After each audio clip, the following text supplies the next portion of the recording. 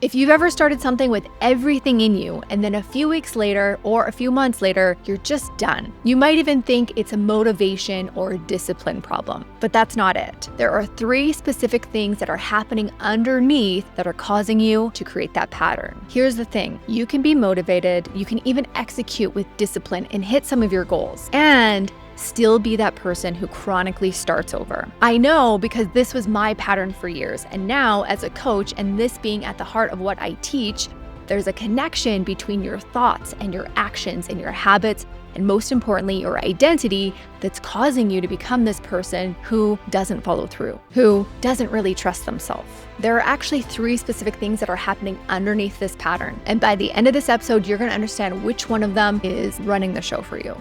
The reason number 1 is you haven't actually anchored your goal into the identity of the person you want to become. You're looking at your goals as a to-do list, a finish line to cross, but your brain doesn't sustain behaviors, your actions, your habits because of a finish line.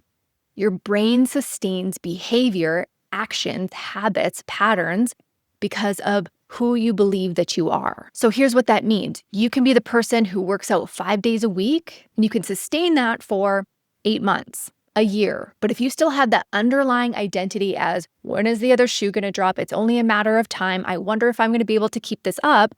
That's an identity. Your actions and your identity, they're fighting against one another. And if you don't have the tools yet to connect your actions, the things that you're doing that are positive, and they are in the direction that you want to take, and you're not connecting that to who you are and who you're becoming, then you won't sustain the follow through. So that is not a discipline gap, my friend. And if you've watched my mini training, you know this. It's not a discipline gap.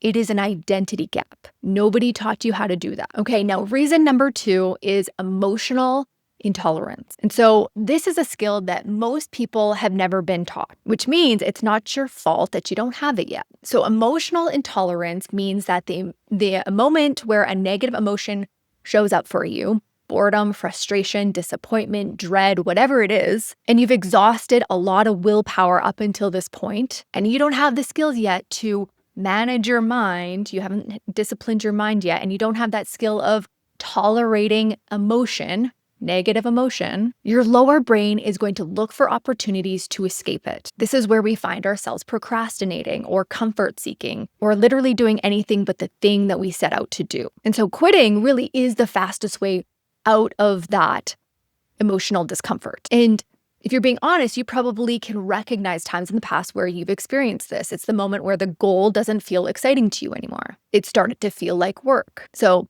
that's not when motivation ran out. That is when your own emotional intolerance showed up for you. And notice what happens when we experience that emotional discomfort. So we're feeling the dread or the frustration or the boredom or the lack of motivation. And then the thoughts come up about, we should just skip the workout, or tomorrow would be a better day to start. I deserve a break. And what that does is it starts to chip away at your self-trust. And what your brain's doing is it's looking for the moment that it was predicting that you would fail anyways. Which brings me to reason number 3. Hey, quick interruption to the episode. I created something for you. It's a guide called The Identity Gap and a short mini training called The Disciplined Mind. I take you through a guided exercise in this training that will help you close the gap from where you are and how you're showing up today to how you would like to show up in the future. This is going to help you understand your patterns better, but more importantly, it's going to help you start changing them in real time. You can grab it in the description or the show notes. All right. Back to the episode. So your brain is wired to keep you the same. This is its main function. It wants to rinse and repeat everything if it could for you. That means all of your experiences, the things that you do from day to day. It doesn't like change and it perceives it as unsafe. So when reason number 1 and reason number 2 are missing, which is you haven't anchored your goal to your identity and you don't have that emotional tolerance, your brain has an easy way back to what feels familiar. And here's the part that nobody tells you. The minute that you quit, the minute that you decide, I'm done, your brain gets relief. You get that moment of bliss, that dopamine rush, that, finally, I feel good. But when you do that, your brain remembers it. And so the next time that you quit, or you're tempted to quit, or you have a thought about quitting, your brain is already reminding you about the relief, that moment of bliss that is about to come. And this makes sense because now our brain is feeling safe again. Yes, Now we don't have to experience those negative emotions on the path to the goal. Now we don't have to experience frustration or boredom or dread. Now we're in our safe space where we know what to expect. There's no uncertainty that we might experience. This is why Romans 12:2 says to not be conformed to this pattern, but to be transformed by the what?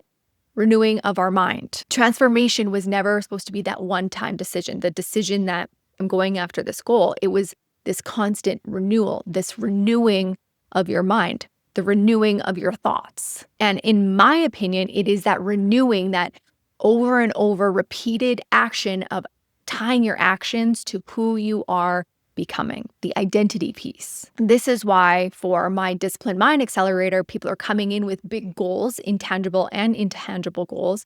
And it's not about, okay, well, what are all the things that you need to do to get to your goal? It's, okay, we're going to take these actions. You're going to decide on the actions that you need to take to get to your goal. And then you are going to be rewiring your identity. You're attaching your actions to who you're becoming. And I use a specific tool. I use something called the Identity Planner.